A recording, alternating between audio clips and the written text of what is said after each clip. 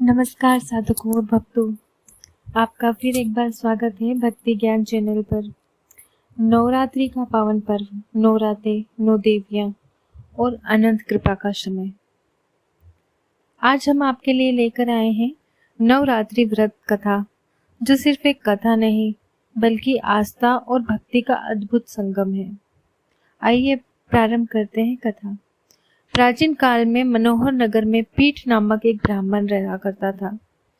वह भगवती दुर्गा का अनन्य भक्त था। उसके घर जन्मी कन्या सुमति सुंदर, संस्कारी और तेजस्विनी थी। सुमति बचपन से ही पिता के साथ दुर्गा पूजा में सम्मिलित होती थी, परंतु एक दिन खेल में व्यस्त होकर वह पूजा में उपस्थित न हो सकी। पिता ने क्रोध में उसे शाप दिया, अब मैं तेरा विवाह किसी कुष्ठ रोगी से करूंगा। सुमति ने धैर्य से उत्तर दिया, हे पिता, जो भाग्य में लिखा है वही होगा। मनुष्य के कर्म उसके हाथ में है, परंतु फल तो भगवान ही देते हैं। क्रोधित पिता ने वास्तव में उसका विवाह एक कुष्ठ रोगी से कर दिया। विवाह के पश्चात वह अपने पति के साथ वन में चली गई। रात्रि अंधकारमय में थी, दुख और कष्ट से भरी थी।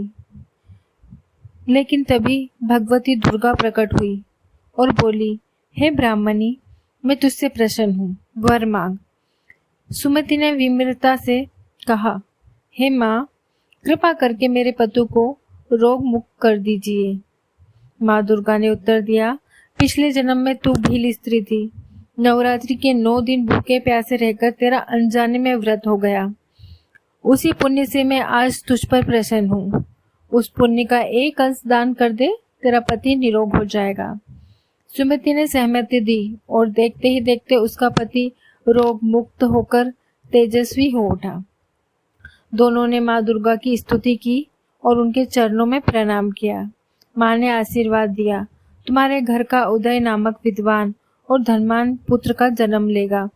फिर देवी ने सुमति को नवरात्रि व्रत की विधि बताई। नवरात्रि शुक्ल प्रतिपदा से प्रारंभ कर 9 दिनों तक व्रत करें।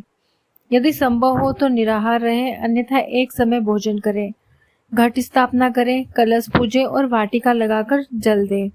महाकाली, महालक्ष्मी और महासरस्वती की प्रतिदिन पूजा करें। पुष्पों और फलों से अर्घ्य अर्पित करें।